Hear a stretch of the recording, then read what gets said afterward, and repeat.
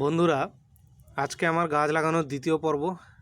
আমি গত কয়েকদিন ধরে একেবারেই সময় তৈরি করতে পারছি না। আমার টোটাল শীতকালের যতগুলো গাছের টব রয়েছে সেগুলোতে মাটিটা তৈরি করতে হবে, সেটা কোনো মতেই সময় করা যাচ্ছে না, কারণ অনেকগুলি টব রয়েছে।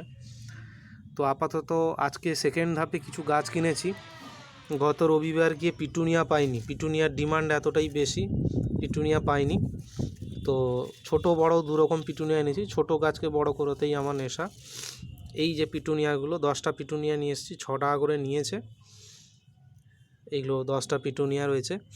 এছাড়া বড় পিটুনিয়াও নিয়ে এসেছি, সেটা পরে দেখাবো।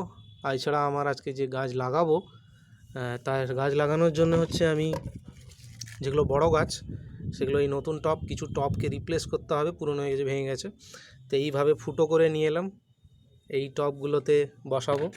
আর যেগুলো একেবারেই চারা অবস্থায় এনেছি সেগুলো বালি দিয়ে এই কাপটায় ফার্স্টে বসাবো, দিলে একটু ভালো করে চের হলে তবেই গিয়ে মূল টবে আমি দেব।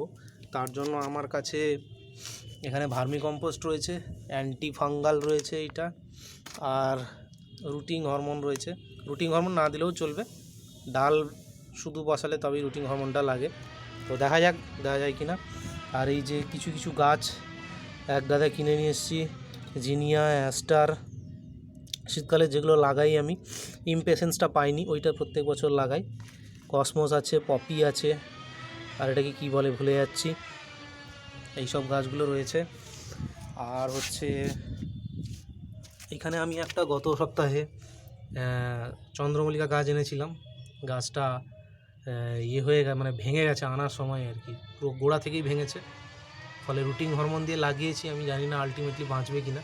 আর আজকে গাছে মানে যেগুলো আমার পার্মানেন্ট গাছ রয়েছে বড়, সেগুলোতে সার দেব। সারটা অনেক দিনের পুরনো হয়ে গেছে, দিতেই হবে আজকে। এছাড়া জল নিয়ে এসেছি, এবং আগের দিনের কিছু গাছ লাগিয়েছি বিভিন্ন জায়গায়, সেগুলো কিছু বেঁচেছে কিছু বাঁচেনি। আর এই যে নিয়ে এসেছি বড় পিটুনিয়া, এগুলো 20 টাকা করে নিয়েছে। এগুলো